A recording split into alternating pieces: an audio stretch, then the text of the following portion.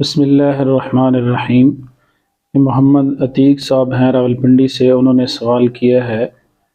کہ اگر کسی آدمی کا اپنی بیوی سے جھگڑا ہو جائے اور غصے میں اور طیش میں آ کر آدمی اپنی بیوی سے یہ کلمات کہہ دے کہ اگر تم نے میری بات نہ مانی تو میں تمہیں طلاق دے دوں گا، یا تم گھر سے چلی گئی اپنے ماں باپ کے گھر تو میں تمہیں طلاق دے دوں گا، تو کیا ان الفاظ سے طلاق واقع ہو جاتی ہے؟ دیکھیں، یہ جو الفاظ اس آدمی نے یوز کیے ہیں یہ صرف ایک طلاق کی دھمکی ہے۔ تو طلاق اس وقت تک واقع نہیں ہوگی جب تک وہ طلاق کے کلمات نہیں کہے گا۔ یہ اس نے جسٹ ایک طلاق کی دھمکی دی ہے، دھمکی دینے سے طلاق واقع نہیں ہوگی۔ فقہا نے اس کی تصریح کی ہے۔ البتہ آدمی کو یہ سوچنا چاہیے طلاق کے جو کلمات ہیں، اس طرح کے کلمات آدمی کو غصے کی حالت کے اندر بھی اپنی زبان سے نہیں نکالنے چاہیے،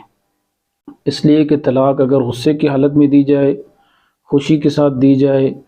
اور چاہے دونوں کی رضامندی سے ہو، دونوں کی رضامندی نہ ہو، اختیاری طور پر دی جائے، بلکہ اگر کسی آدمی کی زبان پر ایسے ہی طلاق کا کلمہ نکل جائے تو ان تمام صورتوں میں طلاق واقع ہو جاتی ہے۔ بہرحال جو سائل نے سوال پوچھا ہے یہ تو جسٹ ایک طلاق کی دھمکی ہے، اس میں طلاق تو واقع نہیں ہوگی، لیکن ایسے جو معاملات ہیں ان میں آدمی کو بہت سوچ و بچار سے فیصلہ کرنا چاہیے، اور اپنا جو گھر ہے اس کو ہر ممکن تباہی سے بچانا چاہیے۔